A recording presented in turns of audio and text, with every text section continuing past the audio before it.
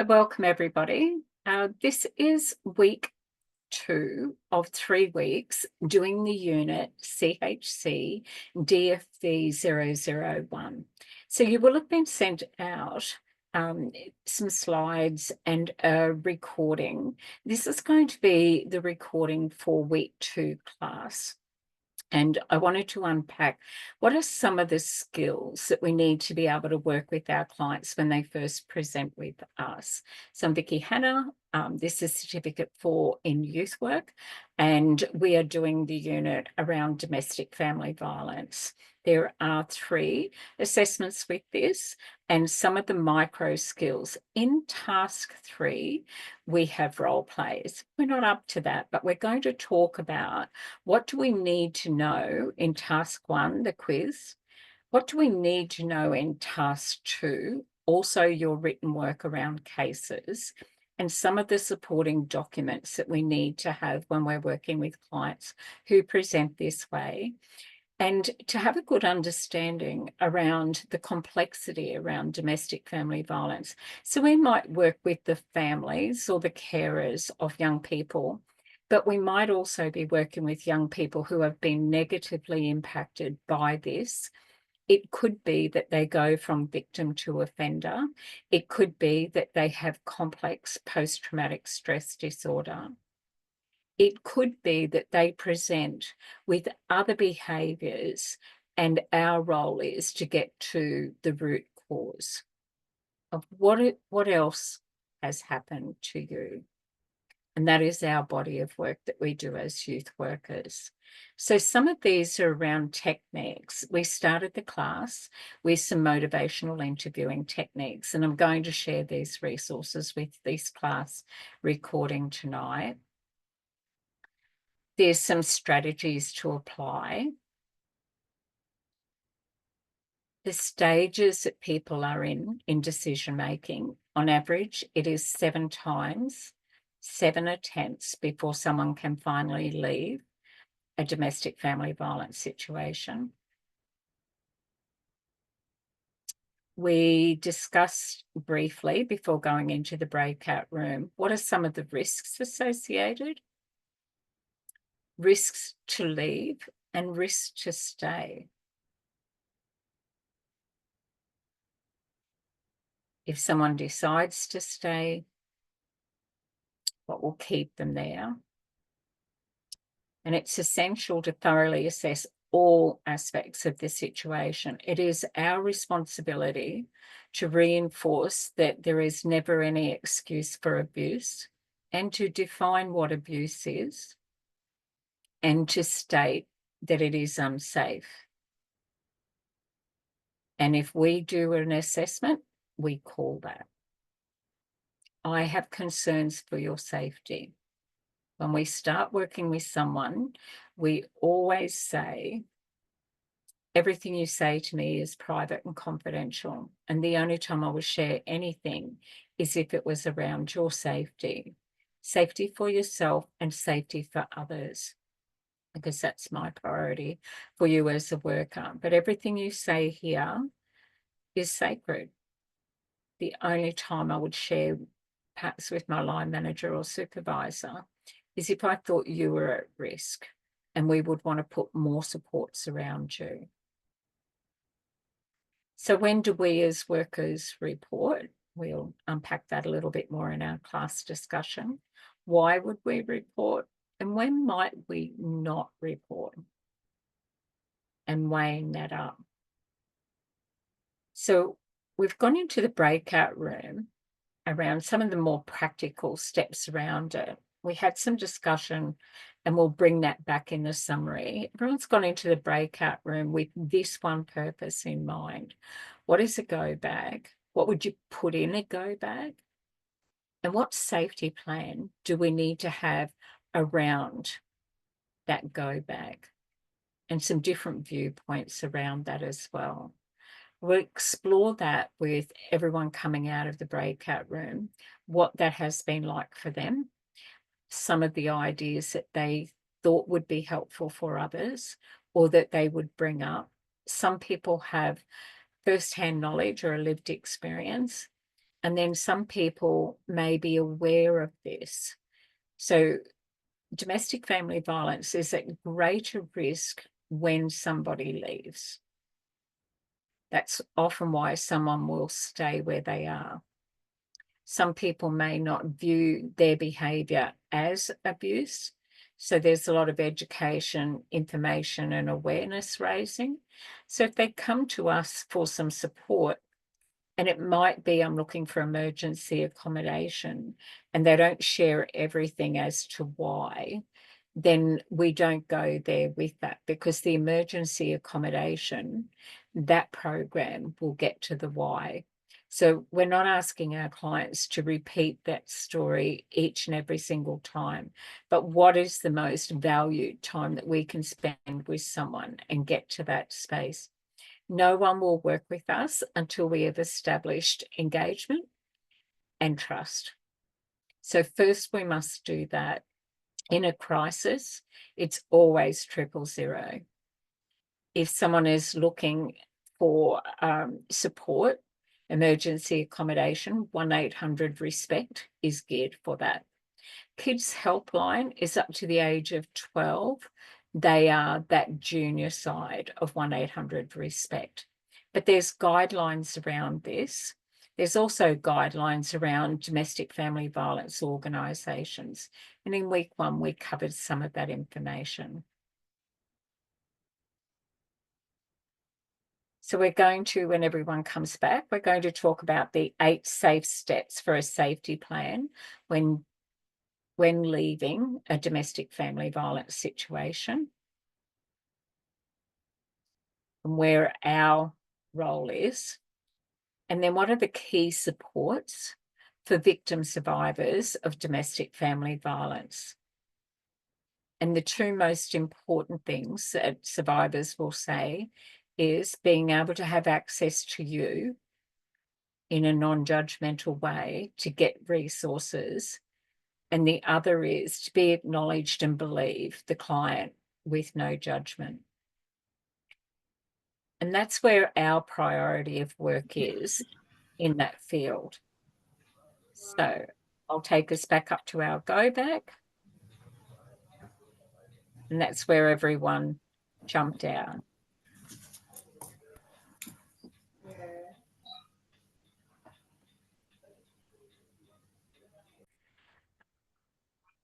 Okay, so we've just returned and we're going to hear from each of the rooms. We went in with the plan for what would you put in a go bag and what would be the safety that you would want to see put in place around a go bag. Who would like to start? I can. Yeah, great. Way to go, Chelsea. So I know what was it? Gift cards were mentioned, but we actually said cash. It's always there, it's not traceable. Many reasons why it's more actually very handy. A spare phone, one that the person doing the domestic violence hasn't been on or touched. Obviously, your phone could get taken in the middle of all this chaos. A charger for that. It's not really in the bag, but like a code word to a trusted person, just to let know that stuff is happening. ID, important information. Also USB with like important files, because I don't know, you're not going to leave with your laptop in that situation and stuff like that. And anyway, medication, spare clothes, numbers of 24/7 help services stored in that spare phone, toiletries, snacks, first aid material. And we said if children are involved, like favorite toys for comfort and stuff like that, because everything's just being turned upside down for them. I've also put down treasured photos because I don't know if you're going to be getting much stuff back. Yes, lost time. Yeah, that's the list we made so far. Really good. There's a lot of safety elements in what you've put into your bag and your thought around that as well. That's great. Good work. Thanks, Chelsea. Another room? Yeah, I can go. I'll just go through my whole list. It's probably going to double up, but so we said driver's license, birth certificate, immigration or passport, custody orders, restraining orders, divorce papers, lease or mortgage documents, children essentials, notebook and pen, and then survivors may use storage items like your cloud or something like that if you do want to keep photos or documents, or as Chelsea said, USB, medication, water, cash, extra phone if you can, and also if you can get maybe a locker storage as well. If you keep putting stuff in that over time, if you've got the opportunity. Yeah. Do we go through a little safety plan as well? Yes, please. That'd be Yeah. great. So we just did it quickly. We said personal info, make sure you got that down, and then also just safety at home. So know where a safe place at home is, whether if you're having an argument or something like that, you don't want to be in the kitchen where it's easy to grab things as well. Um, and if your kids or children are there, a safe word with them, say any safe word, say whether you need to call police at that time or something. And then car parked in a safe place.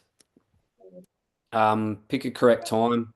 Then we also had a talk about in case the survivor doesn't have a car or is disabled and can't drive or something like that. So we trusted contacts and have code words with them as well if you are in trouble.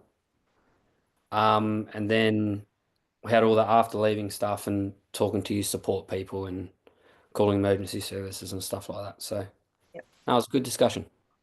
Yeah, that's good. Thank you. Another room? Can I add a little bit about what we do? So Yeah, using yeah. the bag, practicing the safe plan, especially when children are involved, or ones are old enough to understand the situation. And I saw having a safe neighbor, especially if the car is not a option, that can be involved and know why you'll be rocking up in the middle of the night and stuff like that, and just be um aware of what to look out for and stuff like that, so they can help. Yeah, that's what I wanted to add. That's good. Thank Thanks, you. Chelsea. Another room. Katie? We more or less had the same sort of stuff for within the go bag. One thing that we had was that I don't think anyone else mentioned was a flashlight. Oh, wow. And then for once it's in place and you're about to leave, or before that, you need to familiarize yourself, if you don't have a car, with the public transport routes. What time the buses leave, what time does the train leave, what route do you need to be on to get to your friend's house or whatever, that is a safe space, that the abuser doesn't know where that is. Yes. Just having the conversations around that, and where to place the bag. Somewhere that is going to be obviously dry, because you've got perishables in there, you've got documents that can't get damaged, you've got clothes, a phone, baby food for yourself and the kids, Yep. all that sort of stuff. Yeah, good idea. So, non-perishables, yeah, wet wipes, that type of yeah, thing. we had bottles, formula, nappies, wet wipes, bottles of water, yeah, identification, medication, money, change of clothes for you and the children. Yep. So, yeah. Sherry's going to listen safely while she's driving her car. That's good. Good on you, Sherry. Thanks, Katie. That's great. Diana.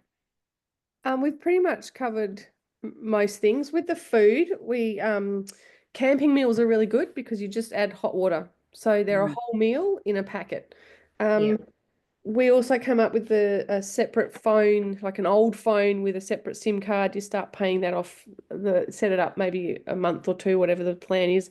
Having a bank account like a secret bank account, as well as cash. We thought about laundry powder and coins because you might have to access a laundromat for a while.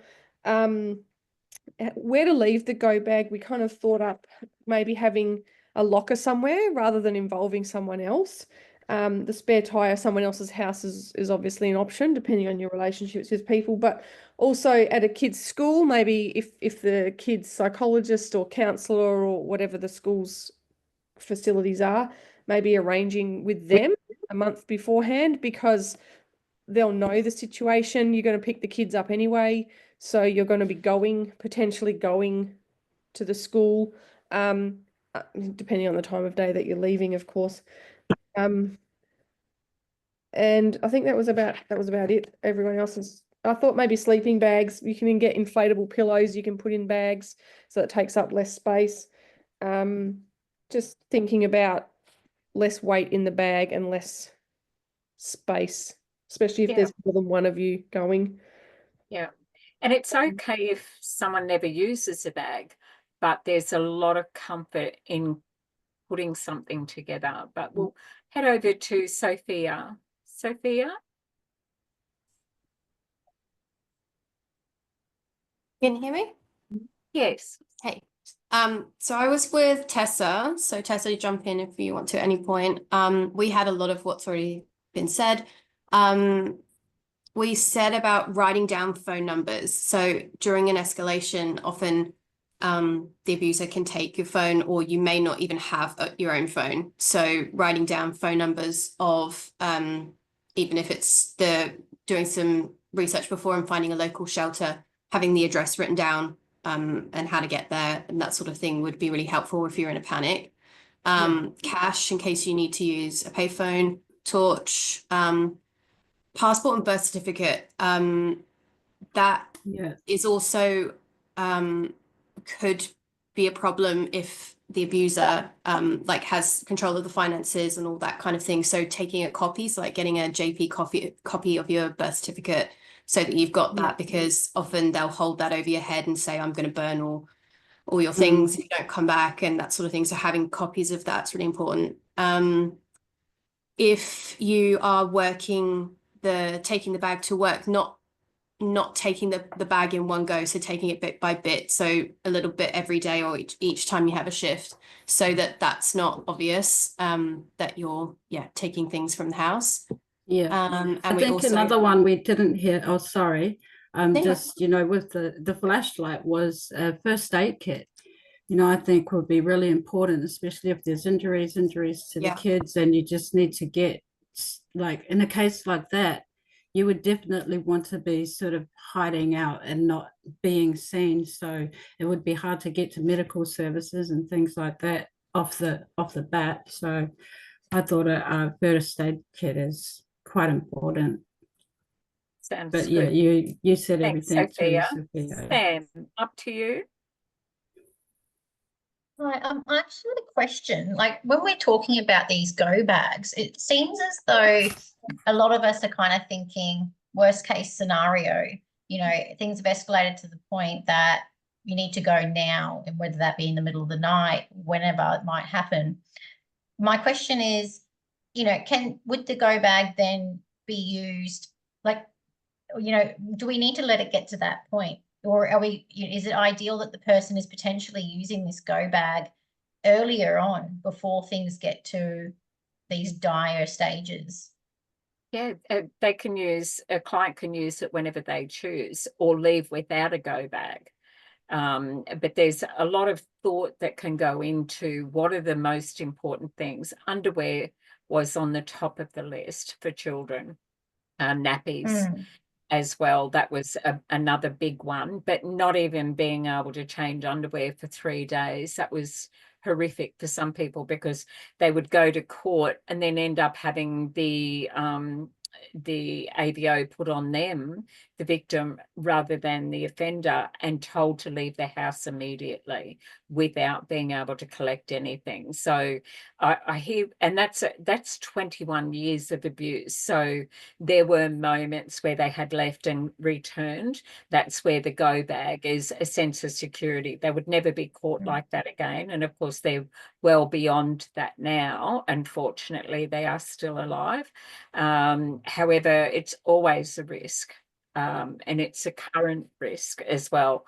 Anytime there's a change in the other person's life, that increases the risk for the victim survivor, even though they may have moved on, started a new family. That does not mean that the offender, if they are extremely violent, like you say, Sam, would you wait?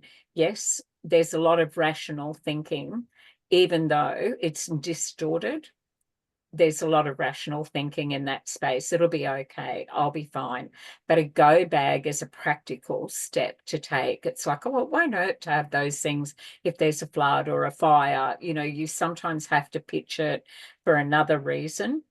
Do you know where all your important documents are? Do you know where the kids' birth certificates are?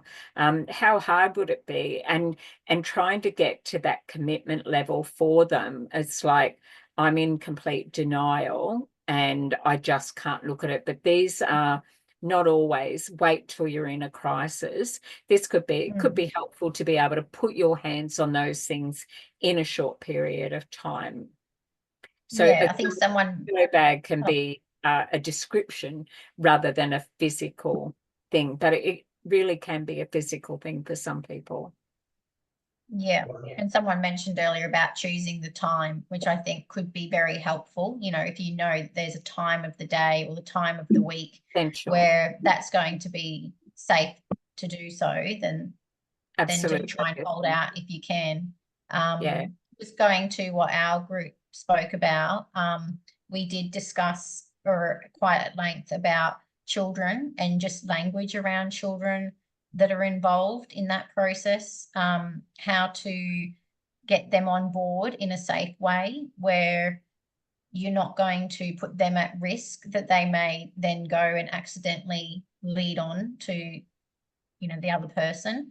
And then also, what does that language look like in that moment that you may need to go last minute? I think someone also raised in the group around different ages of the children that could potentially be involved, and whether that they may have a choice to stay if they're old enough.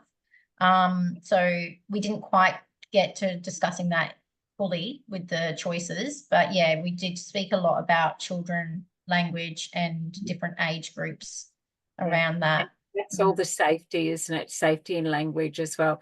It's interesting that you raised that too, Sam, and it's a good stepping off point for everyone who's doing this unit, is that child safety or children's protection services can view that if you discuss this in front of your children, that is a form of abuse as well.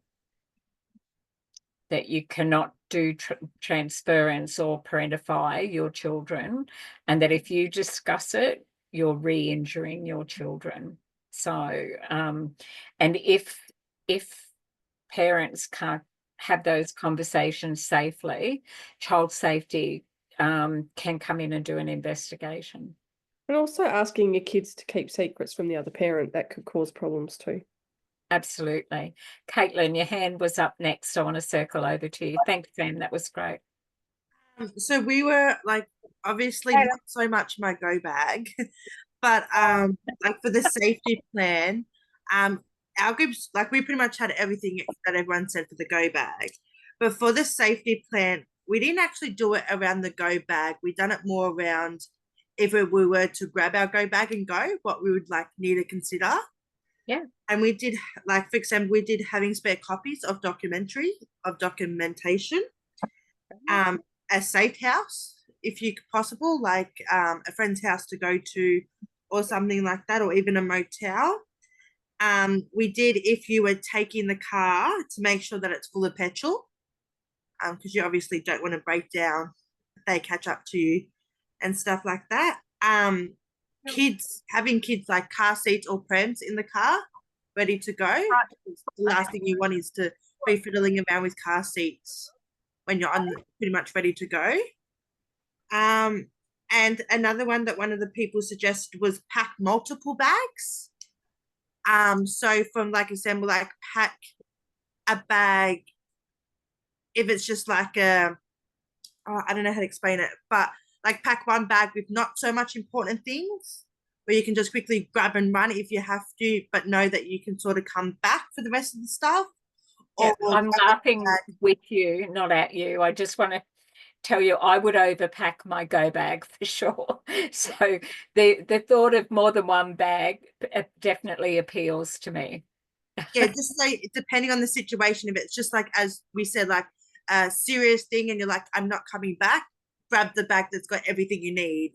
And then if it's I just need help, grab that bag with all the authority numbers, documentations, personal items, sometimes when you're on the go, you don't forget them. So even packing them in a spare bag, it'd be like, well, I'm not coming back, I need to take that bag as well, sort of thing. Yeah.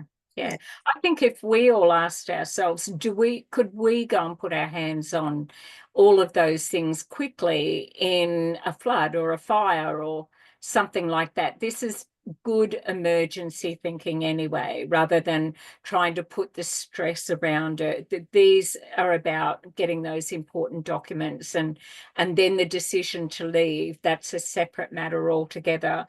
We also need to make sure that it's safe as we're gathering this information, and that not everyone will have access to funds to be able to plan for that. So that's what 1-800-RESPECT is for. You can walk out with nothing.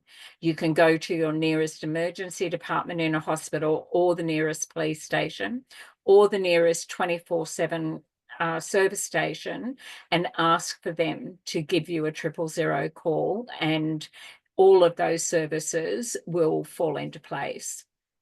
And also in saying that, if you did take your car, to work out if there's a tracker on it, because the other half can track your car. Oh, a tracker, not a tractor. Gotcha. Okay, so a tracker on the car. Yeah, absolutely. And is the car in your name? And if it's not, then it can be reported as theft. Just even having this spare set of keys, who has what property, and who is the lease's name in the house name, et cetera, et cetera. So Rabbit, up to you, and then over to Sonan. Yeah, just a couple of things to add. We've spoken about if you don't have a car, but what we haven't spoken about is the bag itself, right? Because the bag itself has to be purpose. So if you've got two young kids, and you've got to catch a bus, and you've got to get the kids out of the house and go to the bus, you can't carry a bag as well, because you're going to need your arms. So you need to be thinking about what kind of bag you have. So you need to have something you can put on your back, and then you've got your two kids, one in each hand. So just something to think about. The other thing is, you've got to think about when to leave, because in that same scenario, if there is a bus stop down the road, and you know what time the buses are, and the next bus doesn't come for another 55 minutes, and you leave now, you're not going to get anywhere, because your partner will find you. So you need to be timing your escape so that you can actually escape and your partner doesn't know where you've gone. So you rather than go and wait for the bus for 55 minutes, you may need to sort of somehow have a plan of, what am I going to do for the next 50 minutes? Because I don't want to be in front of a bus stop on a main road where my partner, who's going to be driving up and down trying to find me, can find me. So yeah, just a few things to think about down that track. But the bag itself, it needs to be purpose. So it needs to be waterproof. It needs to, and all of the stuff that's been said. I mean, you can get a sleeping bag that is not much bigger than a tissue box that you can wear in basically Arctic snow, and two of them hooked to a backpack, it's going to keep your kids warm, you know, because that's another thing. If you're leaving in the middle of the night, potentially it's freezing. So you've got to find somewhere. So you need to be able to keep your kids comfortable in whatever you do, even if you do go in a car, you know. So yeah. Anyway, they're Can I ask all a really, question? Can I ask all a question? really good.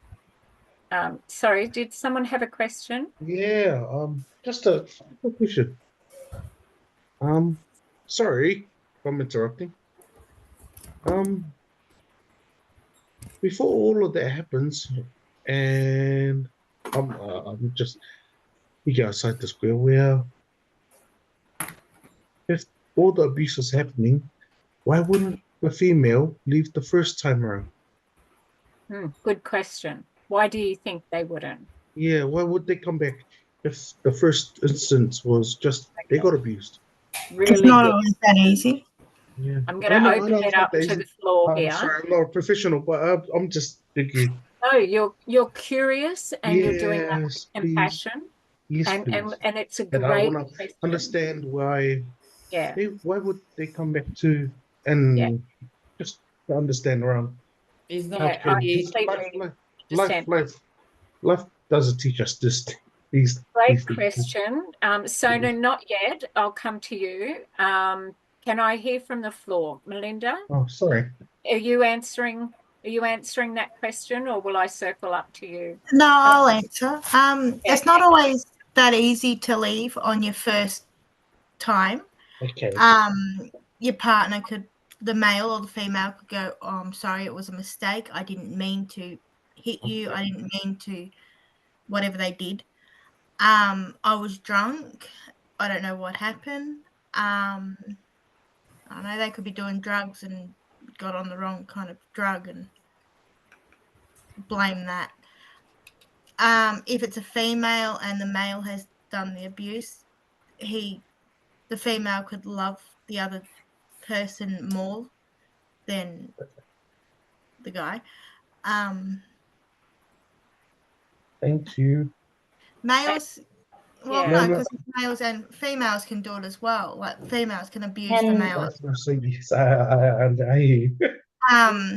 You've got a lot of people who want to answer this Yeah. question for you, so I'm going to open it Yeah. up. Diana? Yeah, I'm sorry. No, it's a That'd great be question. awesome. Yes, please. I'm really, really pleased you asked it. Yeah, And for me, I want to say if this thank line you of for work, I asking. want to hear whatever I can. Yep. It was part of the experience. Beautiful. Okay, Diana. It's a very hard question to answer, but ultimately it comes down to fear.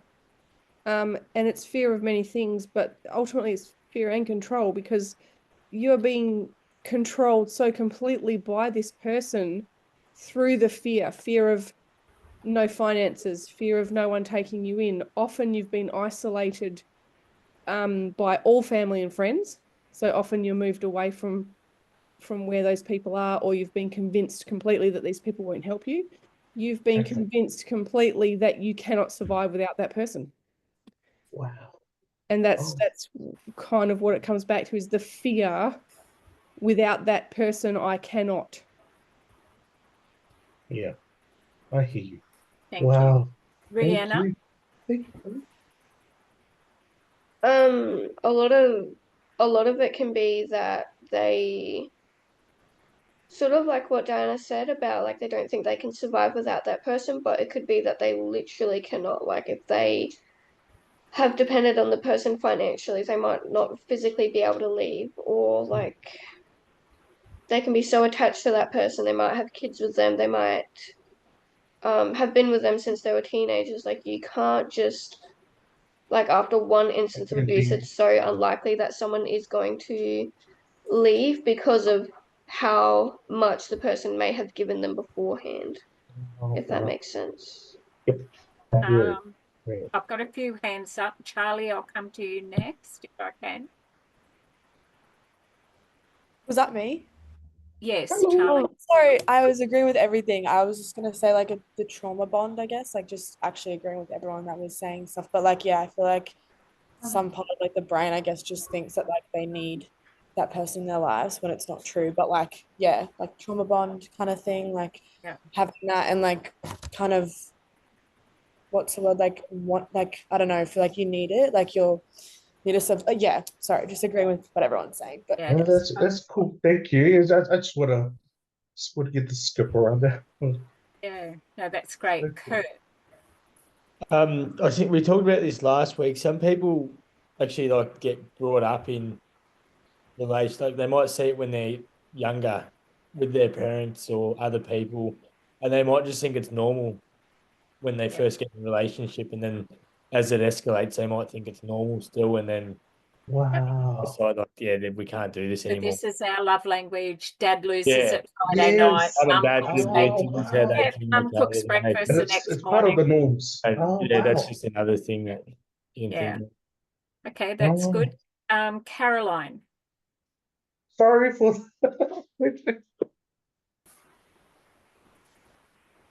Sorry, Caroline, that was a bit broken up. sorry. Yeah, can you hear me? Yes, we Yes. can. Oh, sorry, it's cold where I am. Yeah, most of you people have said that most abusers are narcissists and they are controlling and manipulative, and they actually make you to believe that you cannot do without them, while it's them who cannot do without you because they thrive when they are abusing you or controlling you. They know that's how they thrive. And also, when children are involved, they tend to manipulate the kids also. And especially when you are planning like to escape or something, most of the kids also refuse to go with you because they have been manipulated to think that you deserve what you get. You deserve to be abused because you are the wrong one. Yeah. Wow. Exactly. Yeah, that's Yeah. right. Everything you said is what Wow. I experienced. So Stephanie, can I come up to you and Sam and Janie, and if it's in answer to this question, Sorry about the question. it's a I great just wanted to question. understand, like, It needed to be asked. It Sorry. definitely needed to be asked because there's a why there. Yeah. So, Stephanie, something to add? Okay, so I've experienced domestic violence from my parents when I was small. They both passed away now, bless their Sorry to souls. hear. But domestic violence, it can be a control thing, but sometimes it's not really. Sometimes it's just when it can just happen sometimes in different situations. It is, and even with different personalities. Because my mother was a narcissist. She was a narcissistic person, so she had a type of control over my father, even though he was the one that used to retaliate, and he was wow. So it can be different Oh, situations. wow. Yeah. And then so with them it was quite different situation, but I know in other situations it's a scare. In other people's situations it's a scaring tactic. Yeah. That person want to get in At the same time, control it's and want them traumatizing. to stay. It's traumatizing because Yeah, it traumatizes Yeah. kids because it traumatized me and my younger brother. Yeah. We were I the hear you. last ones, and we had to put up with that for a very long time, and it affected us as adults. I Yeah, hear you. so that's. I think Look someone at you has now. popped Look, up in chat. so strong. Look at you.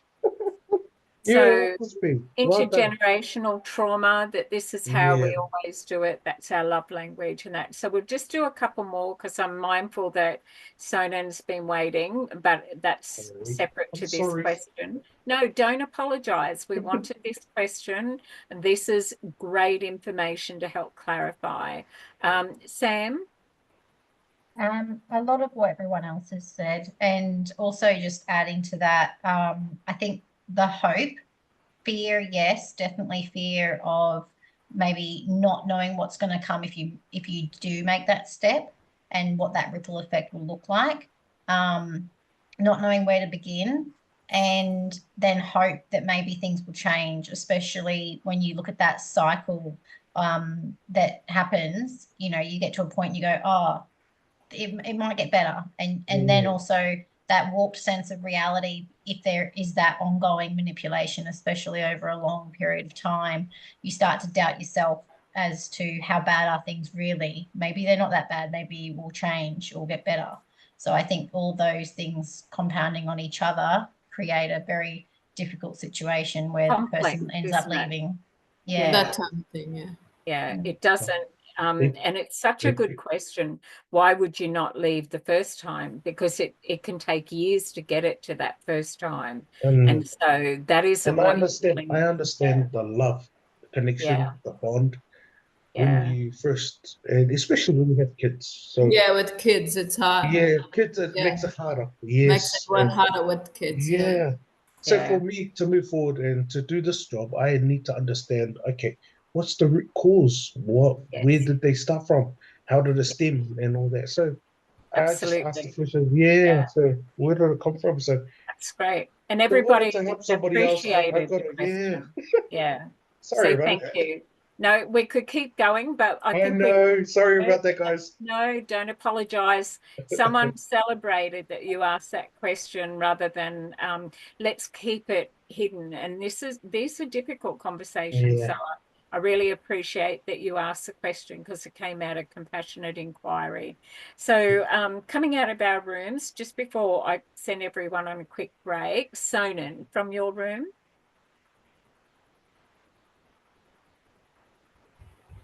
Hi, Vicky. And just to be clear, it's actually not Sonan, it's Tessa. That's just the start of my email address, so I'm not sure why it shows up as that. Well, until you change it, it will always be what you've got up there. Oh, okay, so Well, I can't remember 40 people's names. Multiplied by 4 throughout. That's fine. I'm I don't flat know. out remembering my own children's names. Yeah, no, I don't know. Yeah. So if you change the name, anyway. I'll call you whatever you put up there. Yeah. So if you've got something to add to the safety bag. Yeah, and I did want to try to add an answer to his question as well, as it came up before we got to the safety plan, which was just, in addition to everyone else's answers, I think there's always going to be various, multiple reasons for why people don't leave straight off the bat, just like everybody sort of mentioned. But I think another one is like just the not feeling safe at all from those, the trauma responses and that. And like I've been, dealt with a situation where one girl was fined for 2 years that the ex had been in jail, and then the moment she heard that he was getting out, she sort of scrambled like a rat in a box and went up and down the countryside to family, and she was with a whole lot of family that she really trusted and loved to help her out of it. But as he was getting closer, it sort of drew her back to what she knew. So now I'm going to woo it up and put the brakes on. I don't want anyone triggered with a story. I only want the outer conversation. So have you got something to add to the go bag? Okay, to the go bag, we also thought, like having the safety plan actually written and inside your bag as well, because you can be so flustered when you're on the go, and not know what it is that where was I going, like whose house am I going to go to. If you can cite that plan and go, oh, that's right, I have this place is waiting for me for whenever I've got the cash I left in my go bag, so that's our accommodation sorted, things like that. Really even with the ID, if you've got a really abusive partner who's sort of controlling all the documents and stuff, and he's got probably the originals, he wouldn't even know if you'd rung up and reported them stolen or whatnot and gotten your own original copies and let him sit with these fake originals, so to speak, because it could be a bit dangerous too if you're starting to plan to get out and you're trying to sneak these copies so you can get a copy, and he notices those originals are missing. It's sort of like a tiptoe red flags game you're going to play. Just to cover all bases. You don't want to be caught red-handed, so to speak, doing things. Yeah. So I want to say thank you, everyone. Jenny, I could see that you wanted to head off, and that's fine. Do what you need to do. And we're about to take a 15-minute break. But Zainab, you've got your hand up. Is it about this? You're just off mic. Yeah.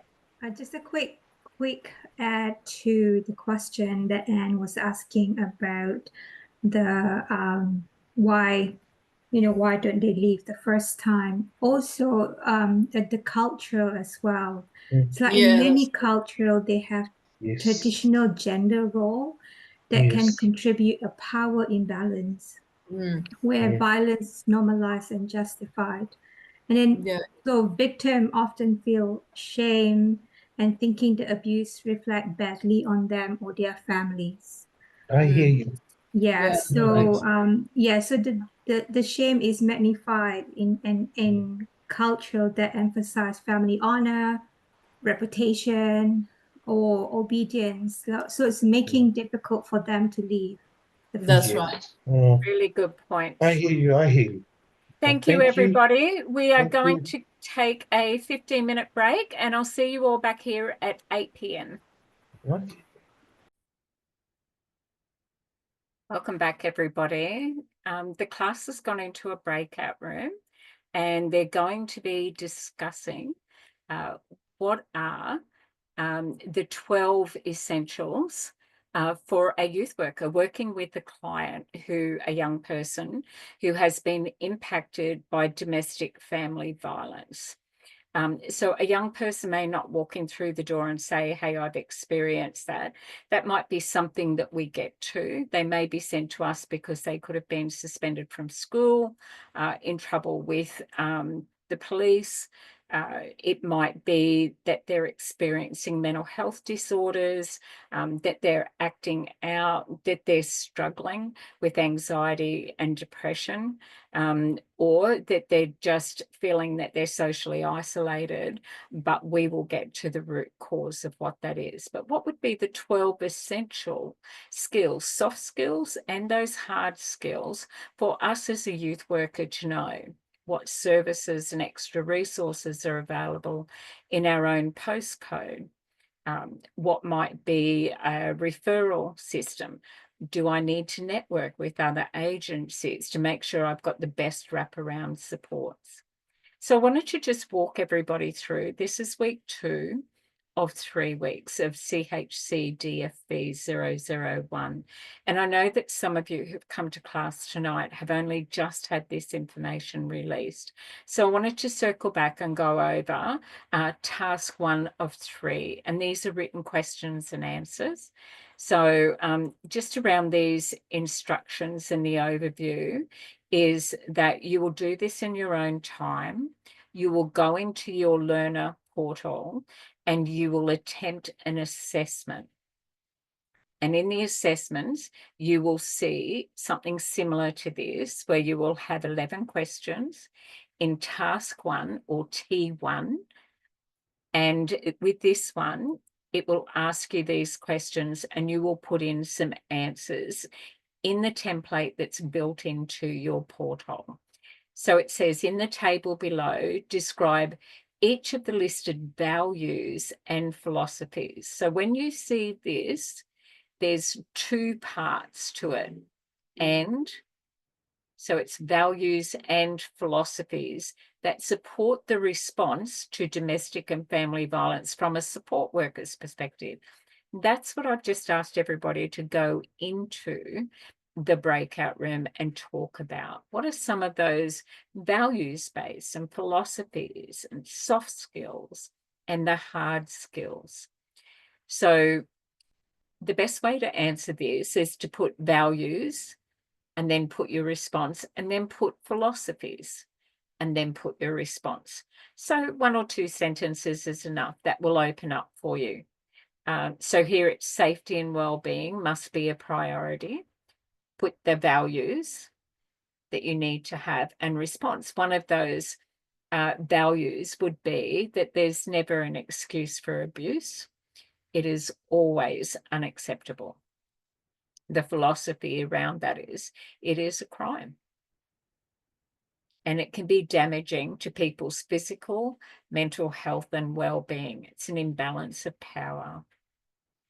Every person has the right to live free from violence and abuse. Talk about that. Community reaction and assistance. Here, they still want you to do the values and the philosophies. That's how you will answer question number 1. Question number 2, it's going to ask you to think about this case. And Priscilla is a case manager, so you will put that hat on as a worker. A case manager for an emergency housing service in the northern suburbs of Sydney, as is often the case. So location or geography can often make assumptions without foundation.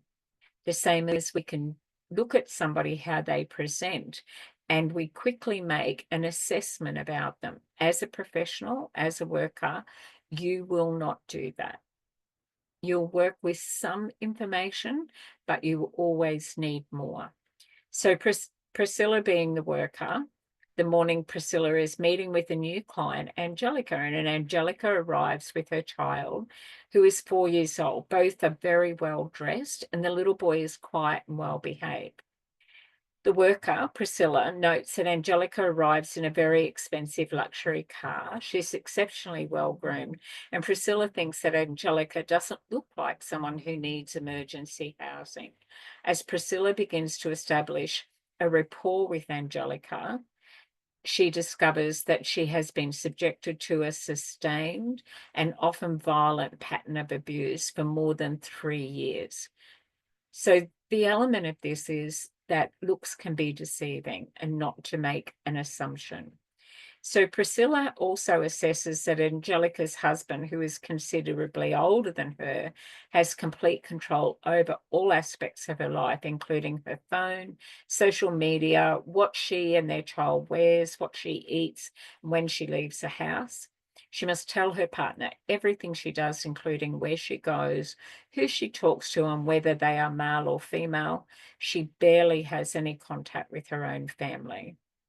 So Angelica has recently been diagnosed with depression. She often does not go anywhere because she fears the inquisition, all the questions. Where have you been? What have you been doing? Who have you been speaking to?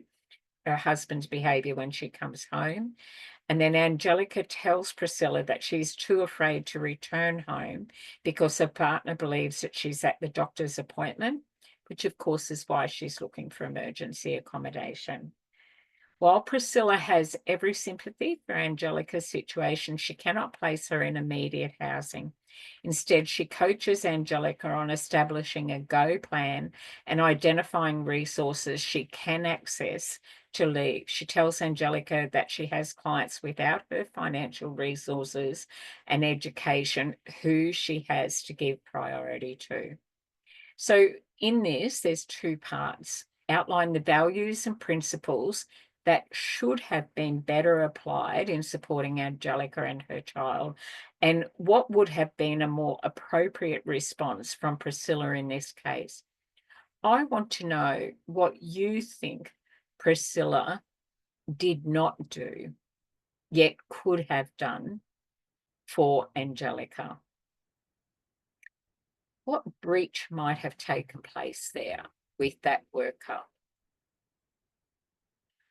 I want you to move on and have a look at what are the legal and the ethical obligations as a worker. So an organisation has to demonstrate duty of care to clients affected by domestic and family violence.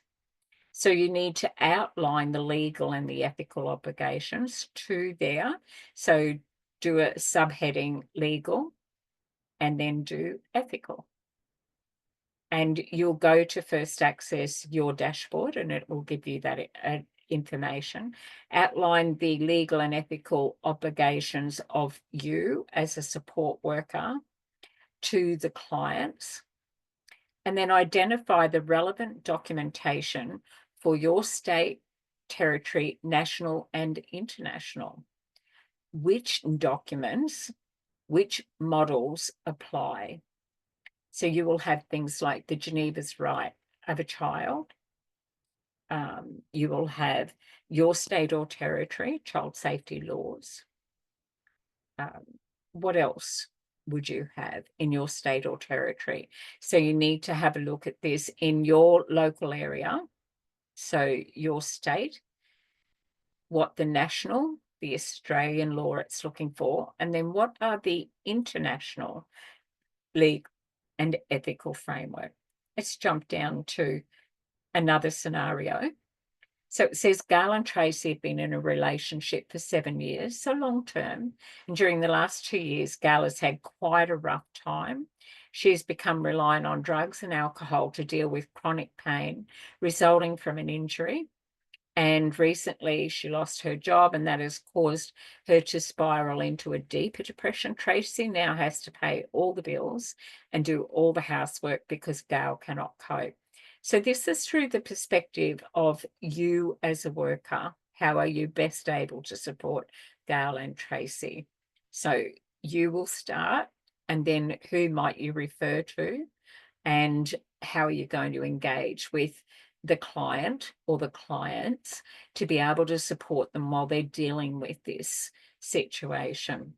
And so as the support worker, you assure Gail that once she gets another job and can manage her depression, things will get better with Tracy. And in the meantime, Gail should stay out of Tracy's way when she's in a bad mood. They need to focus on her alcohol and drug addiction issues, as once these are under control, her medication will start to work again. Identify the potential impact of the counsellor's, support workers' advice and attitude on Gail. What are the positives? What are the negatives? What are the strengths? What are the weaknesses? What are the opportunities? And what are the threats? Do a SWOT analysis, or do the negative and the positive in there. But there's some things that aren't helpful, and there's other things that could be helpful. So do the counsellor's words support the underpinning values and philosophies of best practice as a worker in responding to domestic and family violence? And if you say yes, say why. And if you say no, say why not. And another one of the 11 is describe how client records are kept up to date and confidential in the community services sector. That's part of your legal framework there. So as you do those, you will save your work, and you'll go on to the next one. So we'll exit there. And that's task 1. And there's another one. 001, and that will be your research, which is task 2.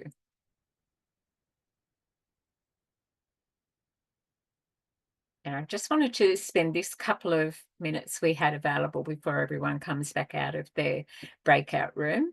So in here, you'll see that it is the purpose behind the unit is how to recognise and respond appropriately to domestic and family violence. Task 2 of 4.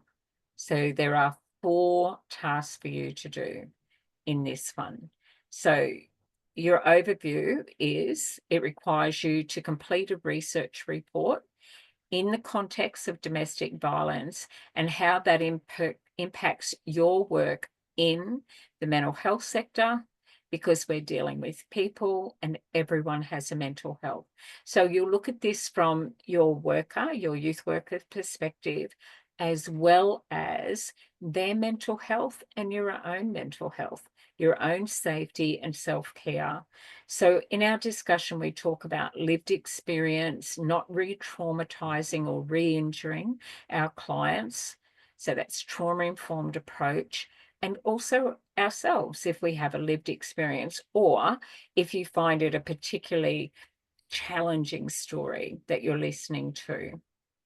So here with your report, You must address all of these elements. The best way to do that is to tick this off as you go. So you need a brief history of domestic violence in Australia, including changes to the laws, community awareness programs, and perception people have. And what are some of the key milestones and triggers for change? So go back to the 60s when women started taking the contraceptive pill, go back a little further. If you want to, it's your research report, but put timelines on them and make sure that you put your evidence and your references around these as well at the end.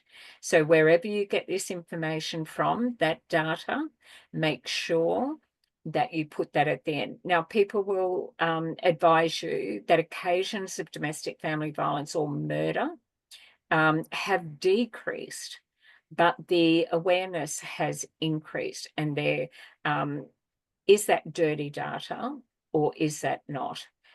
So the coroner's report, get yourself a reliable evidence-based data that you capture and ask the question, has occasions of serious violent crime increased or decreased over the years between, and put it in the dates that you would like to have them give you that information back.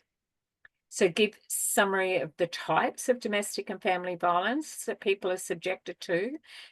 Really look in what is actually considered under the legislation of domestic family violence. Abuse can be physical, financial, spiritual, psychological. And do an analysis of the issues that impact your understanding. So this requires you to dig a little deeper. So for example, put some headings in under mental health, cultural issues, religion, sexual identity, age, disability, language, and so on. So put some headings in there and put in what can be strong, where if it's in certain cultural situations, there can be great support. But that could also be a negative as well. So do your research and back up what it is that you're saying, and do an analysis of the economic costs of domestic and family violence. So you're going to have to research that.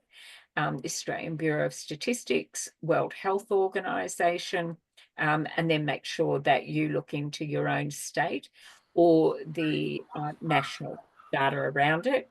And do a summary of how you're going to apply the new knowledge that you've gained in the context of family violence to your work in youth worker, but around the mental health side, and how that impacts our clients that we work with, their well-being.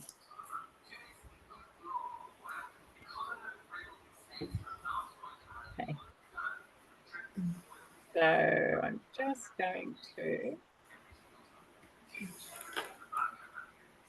stop sharing.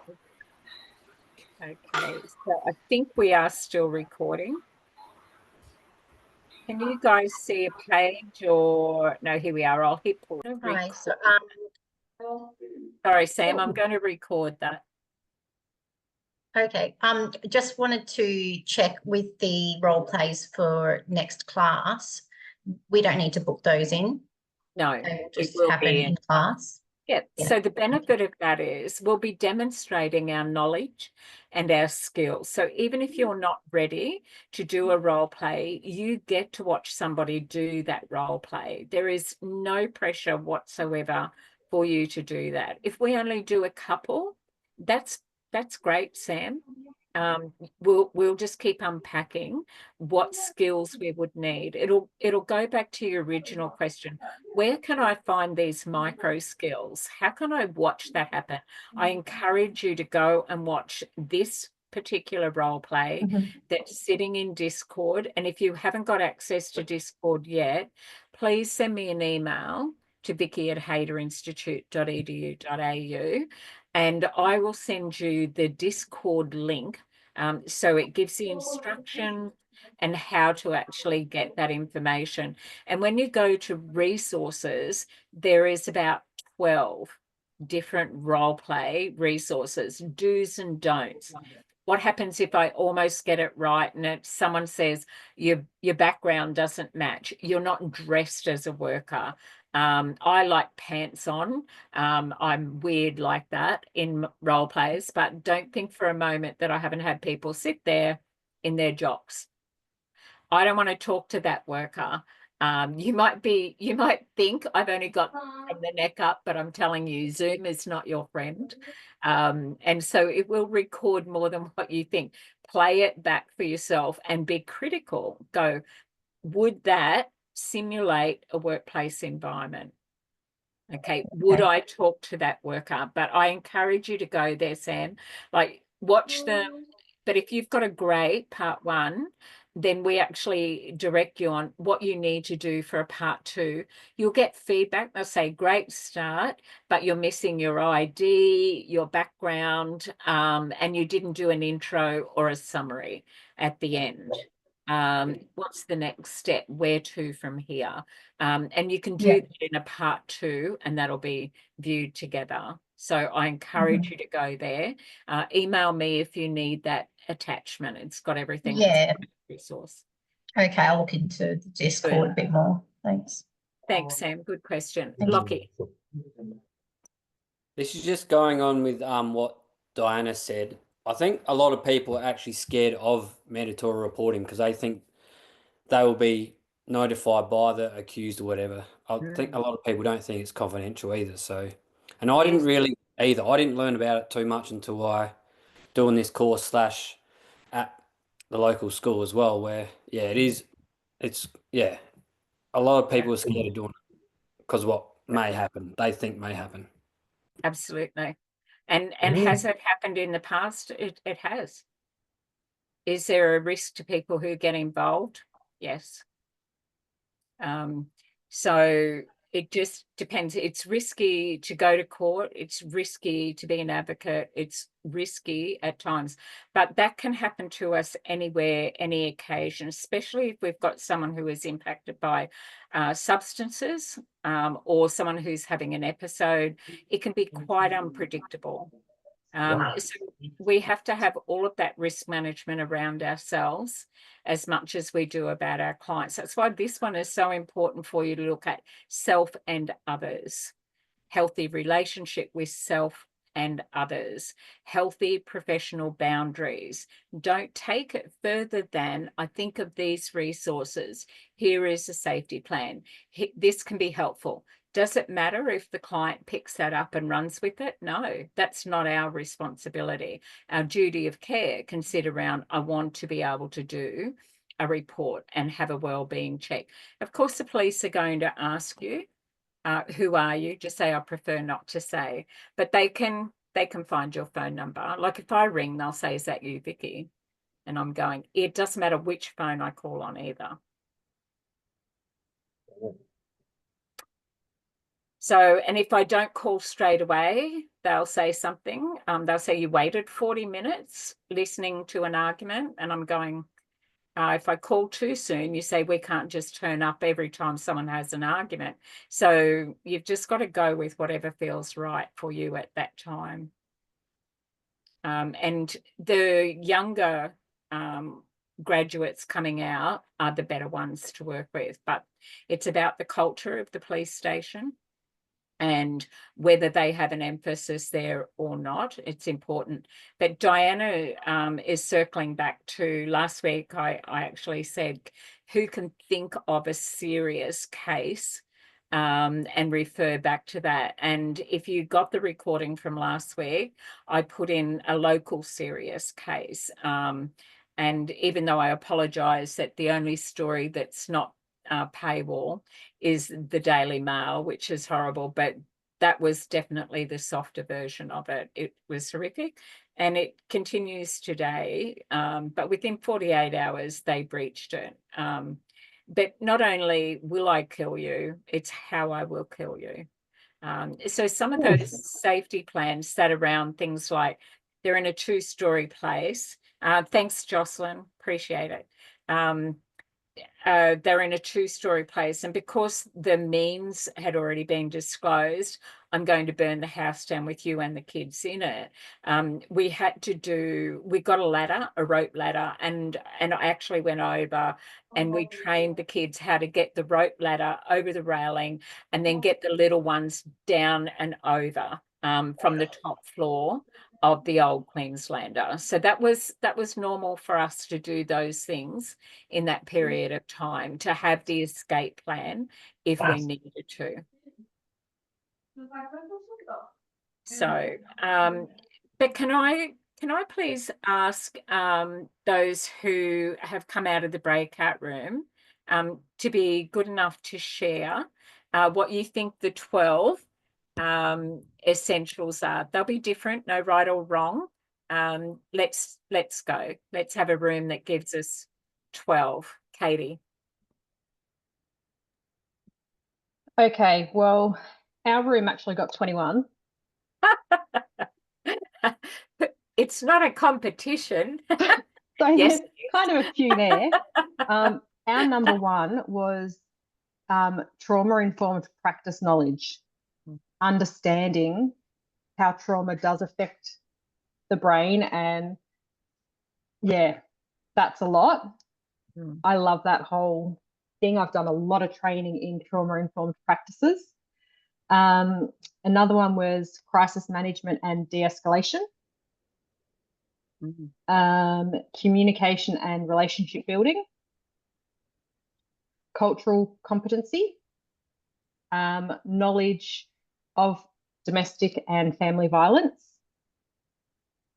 for yourself, resilience and self-care, confidentiality and ethical practices, empowerment and strength-based approach, conflict resolution, mediation.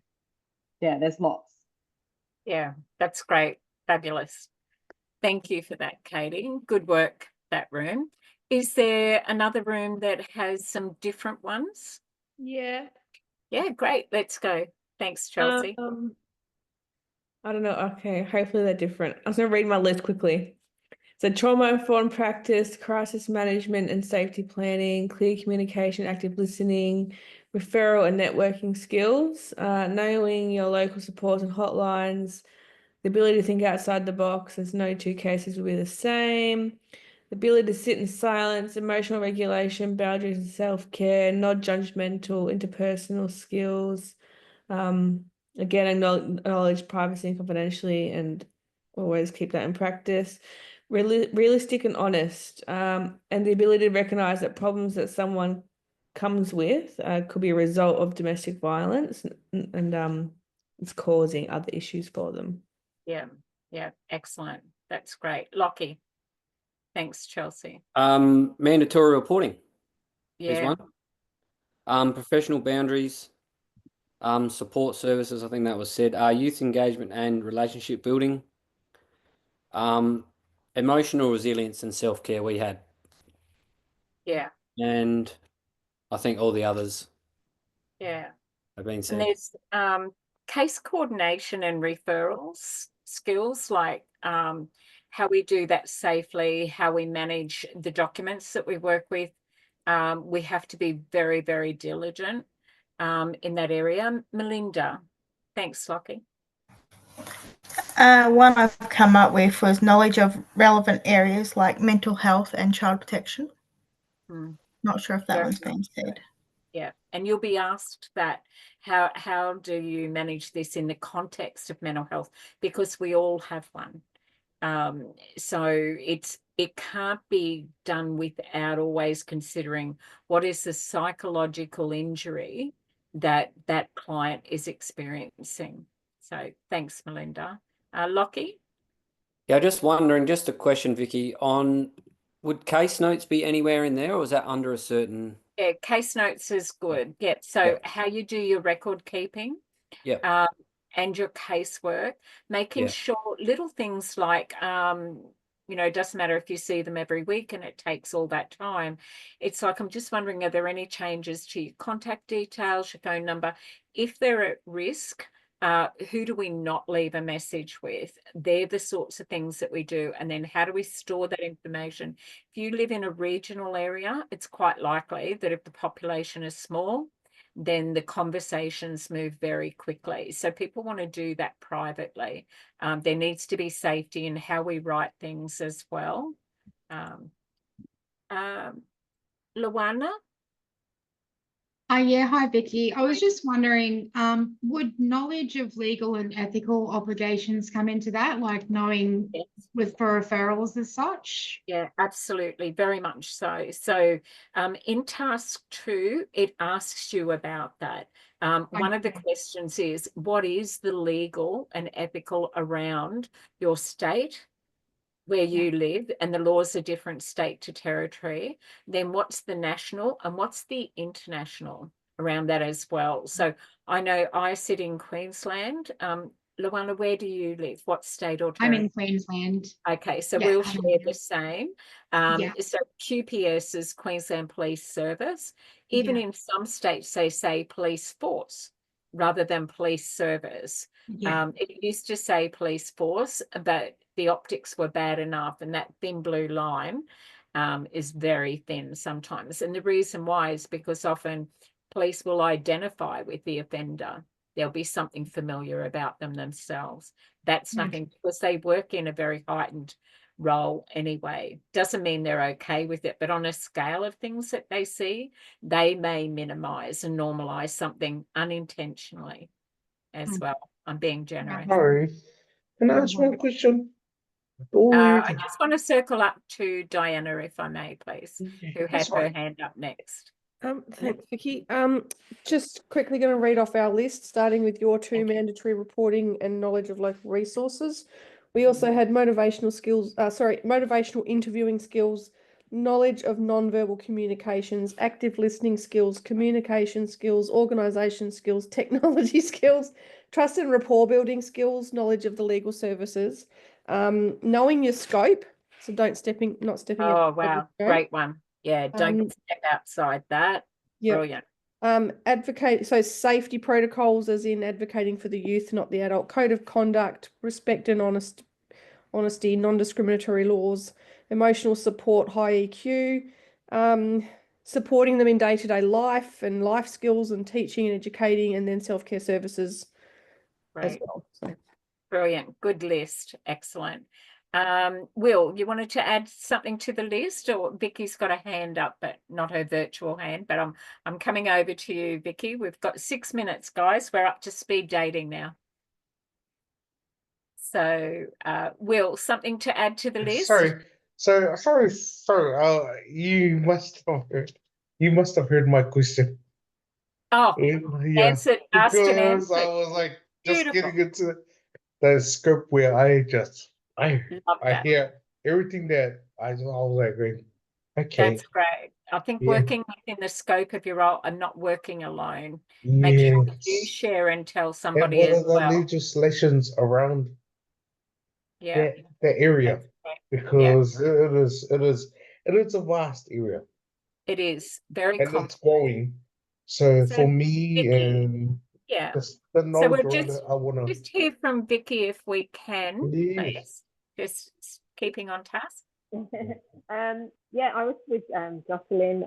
We had obviously mandatory reporting, knowledge of domestic family violence. A lot of the other ones we spoke about, working, teamwork, working as part of a team, collaboration with other support services, strong interpersonal skills, the understanding, a good listener, and we had knowing your scope as well. So yeah, don't go outside obviously what you're not aware of or you don't know. Yeah. And trust your gut. Yeah. If something feels a little off, share that information with your line manager. I know something's just not sitting with me comfortably. I'm not sure, can't put my finger on what it is. I've done this, and this. I've done the intake, I've done the assessment, I've gone through that, but there's just something I'm unsettled about, and I wanted to be able to debrief. So debrief, unpack that with your line manager or take it to another worker. But we don't want another worker to minimize and normalize. Oh, they've been coming here. It's no surprise. They grew up in a household like that. That's still no excuse for that. So, so we even have to pick who we talk to as workers as well. Not a problem that needs solving. It's about support, meeting the client's needs at this moment in time. Lockie. That's amazing. Oh wow, thank you. Do you have to be really mindful of especially in this circumstance of talking to the kid and saying you understand and I know what you're going through and that. Yep. Yes, you absolutely do have to be careful. Sorry, I'm just gonna check that background. Yeah, so Lockie, where would you be stuck? Like, rather than I understand, if we do, that sounds really hard. Just acknowledge and believe. Mm-hmm. Yeah. Acknowledge and believe. That sounds really hard. No wonder you're feeling under pressure, mate. Yeah. Cool. Thank you. Yep. Build the trust. That's trauma-informed practice. Regulate yourself. Have them feel like they've landed in a soft place when they come and speak to you, that there's no judgment. You'll get to what would be the most helpful I could do for you now? Just talking to you is good. Then you can always do that, mate. And making sure that we keep that information, even if there's teacher to teacher or worker to worker, not within earshot of that young person, because they'll feel like you've spoken about them. So nothing about me without me. They are a minor. So we need to, as adults, we have to take that duty of care a step further. And you'll have very strict guidelines within your role as well, what the protocol is to follow. And that's But even if you've been through that in your life as well, isn't it? You never disclose. Look, listen, mate, it can be really tough. And I'm not going to say to you I don't know how that feels, because I do. But that sounds really hard. Just finish it with what is happening for them. Yeah. And I'm not going to say I don't know, but then also I'll say, I'm not going to say I know, because I don't know what that would feel like. Never BS young people. They can smell it. Just be straight up with them. Yeah. Stephanie. I was just going to wanted to sort of say something along with what you were just saying about talking to children, like young people that are going through some kind of issues at home. And you've also experienced that when you were small, like it would get a little bit of a touchy type of subject, so you would have to sort of think about the way you were going to talk with them as well. Yes. And so it's about the client, not about us. Yeah, we work inside our professional boundaries that are healthy for us and for them. And we use things like, that sounds tough. That sounds really hard. What can I help you with most of all today? Because it's about them. Yeah. That you're right. You may need to debrief with your supervisor. That one hit home. Yeah. Unpack that with your line manager. And if you haven't got a good line manager, then call Lifeline. Say, I'm a student, 13, 11, 14. I knew that when this topic came up, this was going to bring up some stuff. I just want to be able to unpack that and shake it off with someone. They're professional. They're trained in it. Yeah. They're used to students calling them up about it. So if you don't want to discuss it in your workplace because you want and deserve your own privacy, do it on a 13, 11, 14 number. I encourage you. Yeah. Also, Sam. one other thing Yes. Oh, sorry, just one quick thing also. Yeah, sure. I think cultural sensitivity has it's a big thing as well, because a region where I live, a lot of it goes their way. And it's like people really, like, especially coming into Australia, culture is there's a lot of Every culture, every language, every religion, I hear every you. gender, every socio-economic group, it does not discriminate. Neither do drugs and alcohol. At the same time, we're not discriminating. So No, but no one escapes. Let's go. Yeah, no one escapes it. No one is immune from this, regardless of what their background is or their socio-economic presentation. That's right. Or their gender. Sam, thanks for waiting. Thanks. Yeah, not a problem. Just with what we were talking about before, you know, keeping it about the client and those statements, that looks or that sounds. We kind of spoke about that in our group as well, with just staying within your scope and keeping it client center based. Yes. Yeah, so making sure that we're not drifting into anything personal. And that definitely that mirroring. It might be slightly off topic. There was just a book that I read recently, and it was very much about that, with the mirroring and then the paraphrasing, and it was all tied around empathy. Empathy towards the other person, gathering information. And we do that by just mirroring what they've said so that they feel heard. And a little tip that I picked up from that was that you can just repeat the last 3 words that they've said. If you do get to a point where you feel a little bit choked up, it might be a bit close to home. Just repeat the last 2 or 3 words they've said, and that will help them feel heard. They might open up a little bit more, and it gives you a little bit of time just to catch yourself as well. It's a really good that's a good point. Sam. Thank you for that. So next week when we come in and do mock role plays, apply that, see what that's like. So you are a human as well, and if you have a lived experience, this is your mental health first aid. Knowing that you're going to do it. There's a couple of target groups that I struggle with, but the clients will never know that. So that's my own thing to talk to my line manager and supervisors about. And if I haven't got that, then I will keep it in a reflection journal to say this one was the pointy end of the stick. So Zainab has asked if you would share the title of the book, if you wouldn't mind, Sam. So not a problem. I'll pop it in the chat, but it was called Never Split the Difference. It was actually a negotiation book. And that's really valuable. There's another great one that's called Both Things Can Be True.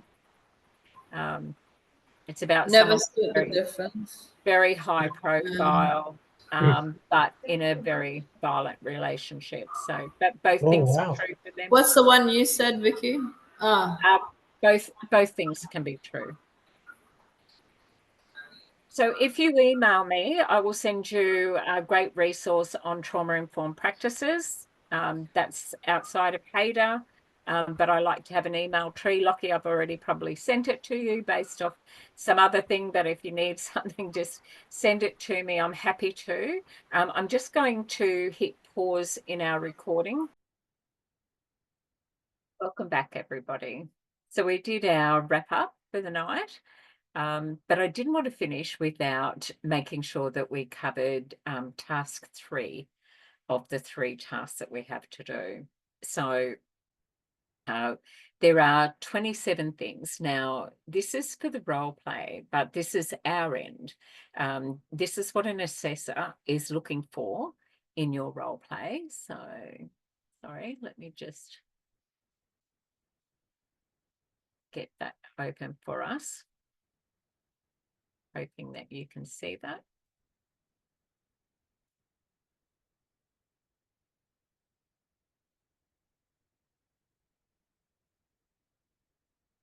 There we go. That looks a little bit better. Okay, so there's 27 things that your assessor is going to look at. So you will do this in 3 separate role play recordings. I encourage you to go to Discord, where we keep all of our role play resources. there's the do's, the don'ts, the what if I get it almost right, but need to do a part 2. Your feedback in your assessment will say that. It says what to have in the background, what you should be wearing, that it's a simulated workplace environment. Really helpful tools. And this is to help you get it right. But this unit, CHCDFV001, the observation is what the assessor looks for. So in the first one, in the role play, Diane, I won't go through every single one, but I just wanted to show you what is it that we mark you on. So it says here, during the role play, I observed the learner by demonstrating they could identify the client's needs. So what brought you here today? What is it that you would like to get most out of our session? Use your open-ended questions, the who, the what, the how, the when, the where, and the why. Why is it that you've come in to see us today? That sounds tough. What would you most like out of our time together? And wait. So I like to use the acronym WAIT, W-A-I-T, which stands for Why Am I Talking? A good role play is that you have engaged that client and your open-ended questions, and you're waiting for them to respond, and you listen to understand, not to quickly reply. So a script, if you read off a script, it would be sent back automatically. So this is about your natural engagement. If you've read about it and you're curious about how they're going and what their needs are for today, you'll find this part of it. The more you do, you'll be a lot more confident if you let go of the scripted side of it, or I've got to say all these things. Write down your top 5 and just go back to your notes as if you had a clipboard, which is quite common when we're working with our clients, to be able to say, I just want to make a couple of notes just to get this in your file for you. Would that be okay? Get consent. That can be a note, a closed question. So that can be a yes or a no. So identify the client's needs. Let's have a look, another look. Number 4, let's say, did I explain the organisational policy and procedures relevant to developing a safety plan and providing appropriate support?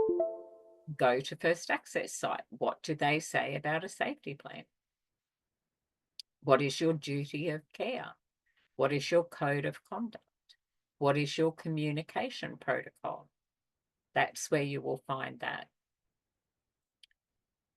During the role play, I observed the learner demonstrating they could, agrees with the client to create a safety plan and discuss strategies. I want to see that you've created a safety plan with them in that session. That's the most important thing. That's in the instructions. That's what we need to see you do. So I'm just taking some notes, having a look at the safety plan. When you apply it, that is absolutely up to you. But I just want to get some of these things down, and you can change it anytime you like. Does that sound okay? Just keep reinforcing that they have full control the whole way through. So there's 11 things we look for when you're working with Diane. During the role play, I observed the learner demonstrating they could create a safety plan using the First Access template. Look for the template and the instructions. That's for you to do. Next one is Priyanka.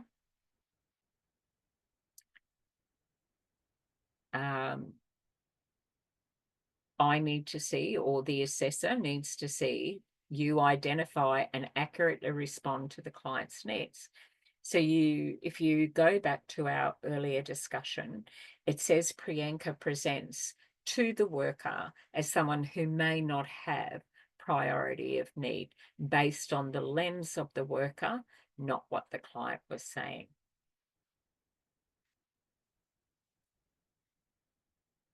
During the role play, I observed the learner demonstrating they could ask appropriate questions. Show sensitivity to the client's individual, family, and cultural differences according to legal and ethical guidelines. What does the discrimination law say in your state and territory? What's another one? Complete and submit the counselling plan accurately. So we give you the template for that. And you'll be doing that in Priyanka's role play. You can, if you're not doing this live in class, then you will be doing all three. I believe we're fully booked for live class for role plays, but there will be some great examples of that for you to be able to go with. And of course, you've got your peers, and Discord will give you other people to play with, but do your role play with. But your WhatsApp group is very strong, very professional, and very supportive, which is rare, I want to say. It's a credit to the culture that the Tuesday Cert 4 class has created, and that is not something that happens accidentally. That's something that everybody works towards. So with Oliver, and I mentioned that there is an example of that role play in Discord, and it's done by two trainers, Blake, another trainer, and myself. Blake plays Oliver, I play the worker, and we do that inside the timeline, under the instructions. Yours might go anywhere. It depends on what Oliver's going to say to you. We had no preparation and planning, but we both knew the unit, we both knew the instructions, and we said, let's just jump in and see how we go. But what didn't change was the micro skills, the engagement, the privacy and confidentiality, the consent, the referrals out, making sure that I met Oliver's needs. Did I provide a safe environment for the client and my co-workers? Yeah, because I'm talking to Oliver, who feels that maybe he is being followed to the centre. Did the learner ask appropriate questions? Well, you be the assessor with the one Blake and I did, and ask yourself, wow, so where are the open-ended questions? Oh, look how they did that. I didn't even see that happen. It's seamless because it's not scripted. It's just wherever Blake wanted to take Oliver on that day. Did I, playing the worker, actively listen? And that's what we're going to be assessing you on. Did you wait? Did you get comfortable being uncomfortable in the silences? Very important. It might not be new to you, but it could be the very first time your client hears this. Let them sit with that. Just because they walk in the door doesn't mean they have to share their story with you today.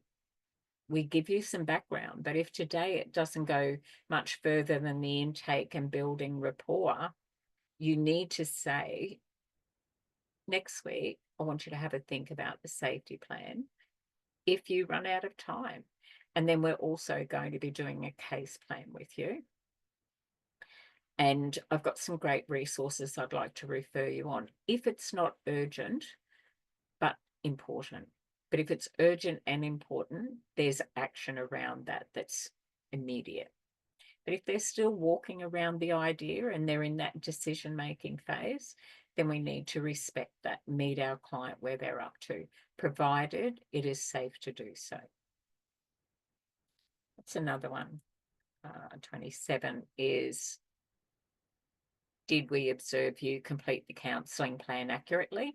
That's a separate document and you upload that. So you've got your role play, you've got a safety plan, you've got consent, referral, and you've got a counselling plan. All of these supporting documents need to go there. That's all part of your overview and instructions, which I haven't done that, but you've got a, you actually have a resource there that guides you. So I'll stop sharing. So this unit, you will have received the full unit pre-recorded in a capsule, 3 weeks full worth of recording and some information about that, all your underpinning knowledge. You will have your learner's guide, you will have access to your portal. Now, if you haven't got those things, you need to directly contact LSO, which stands for Learner Support Officer. So that's a lowercase L, lowercase s, lowercase o. at hayderinstitute.edu.au. The team, there's quite a team there. They work till 7 p.m. at night. If you ever get stuck getting into class, you email them. Hi, I'm in this class. I can't get in on my link. They have people sitting there waiting for you through till 6:45 p.m. on your class night. And so we run 10 classes across 4 nights every week, and they sit there in that space. Also throughout the day, they answer each of the learner support officers approximately 150 learner inquiries each every single day, 5 days a week. So there is a volume.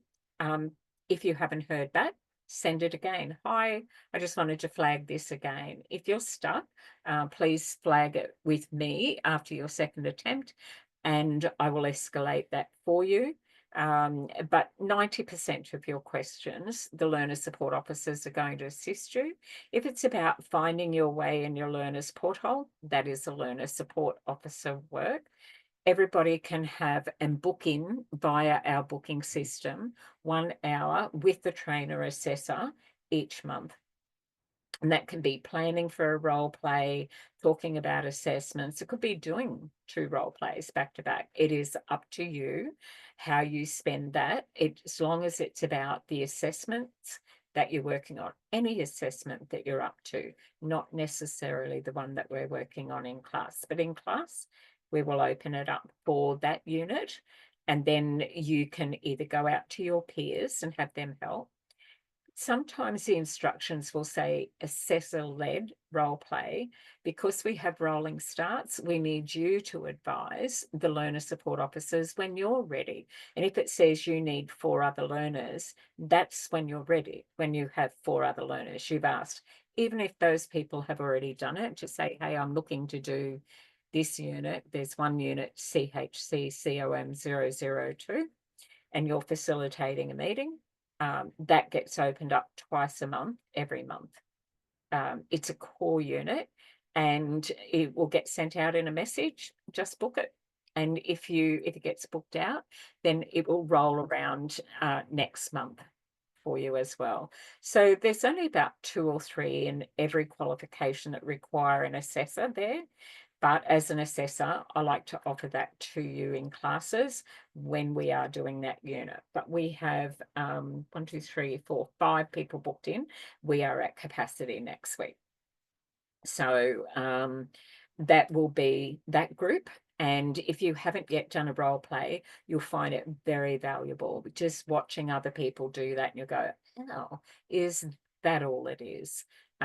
So just make sure you've done your own reading and your learning, but task 1 rolls into task 2, rolls into task 3. Task 1 and 2 are your underpinning knowledge. When we come to class, that's our discussion about that knowledge. But you can do your full qualification and never come to a workshop, never come to a class, because the resources are there, and that is self-paced for you. And then you can book in 1 hour a month, and that can be with any trainer and assessor. So if you think, oh, I can't get in and see my trainer for 3 or 4 weeks, that will be because it's simply been booked out.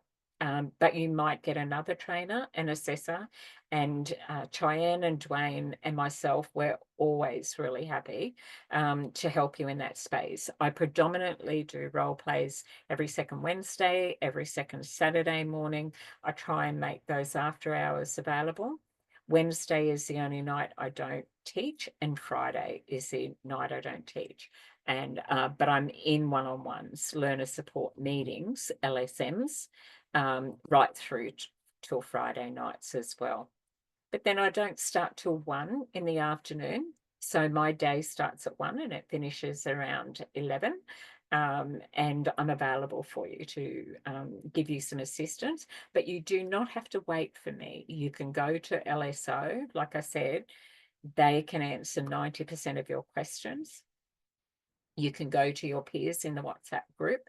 You can go to Discord under your qualification and say, hey, is anyone looking for someone to do this role play I need to do? And then put in the unit code and the task number that you're looking for and ready for, and be ready. And I encourage you to buddy up with people and have that informal mentoring. But this is a particularly amazing class and very supportive. My role and a good class is that you are progressing with confidence and getting through your assessments. That is a good class. So I'll keep it on point, on task, and there's a lot of information, but I don't run classes after the classes or go back over it. I encourage you to watch the recording, the original one, and this class have asked for every Tuesday night to be recorded, and that's exactly what I do. So these are your resources to go back over and learn.